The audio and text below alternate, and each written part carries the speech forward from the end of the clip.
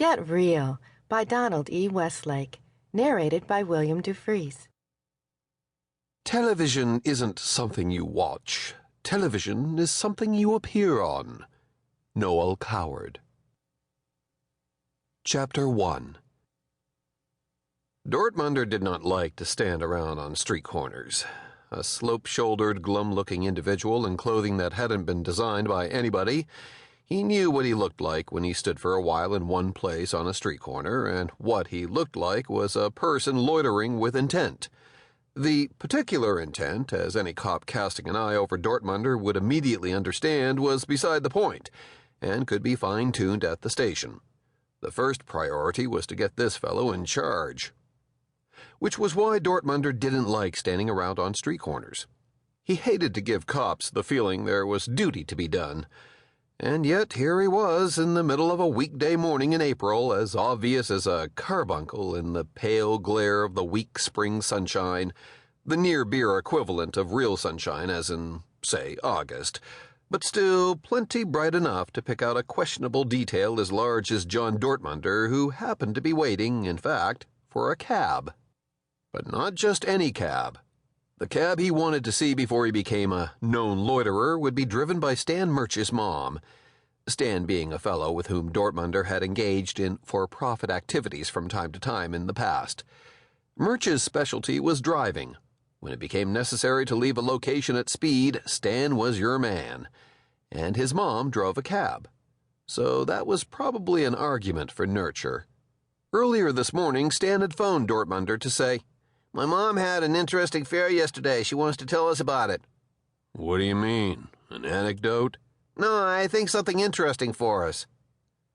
So they were making a meet, except it hadn't happened yet.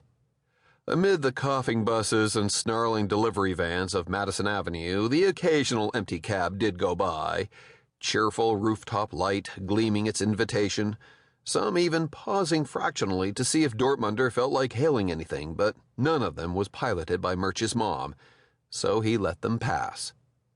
But then one did arrive with Murch's mom herself glaring out from behind the steering wheel. It angled to a stop at Dortmunder's feet, and he quickly took shelter in the back, already occupied by Stan, a carroty-haired guy with a skeptical slant to his brow. "Oh, yeah," Dortmunder told him, and to the driver's reflection in the rearview mirror, "Morning." "It is," she agreed.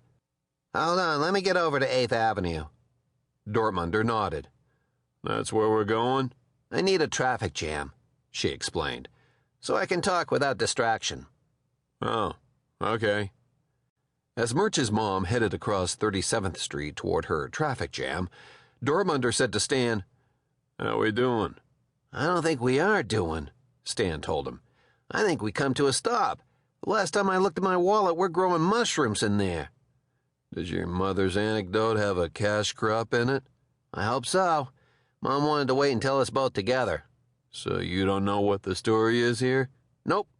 Mom wanted to wait and tell us both together."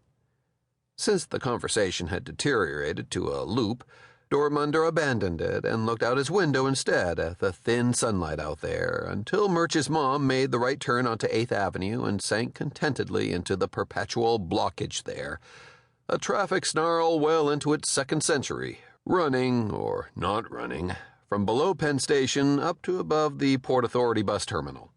"Now," Mom said, half turning in the seat, back against the door, one negligent hand on the steering wheel, "we can talk." "Good," Dortmunder said. "Yesterday I had a fare." "So Stan tells me." "Coming in from Kennedy," she said. "You know, when you pick up a fare at Kennedy, you don't throw the flag. It's just a flat rate." "Says so on the back of your seat here." "That's right. So there's no point you do anything but the shortest, quickest route. Not that any of them are short and quick." "Right." "So we were in a mess on the Grand Central," she said. "Kind of like this here. Hold on." And she moved the cab 2 car lengths forward toward the next light. Then, "So the guy and I get into a conversation. He's a TV guy. They do productions in New York. I started to tell him about Stan here." Stan said, "Hello? You started telling him what about me?" "I'm looking to see," his mother told him. "Could he get you a job in TV?"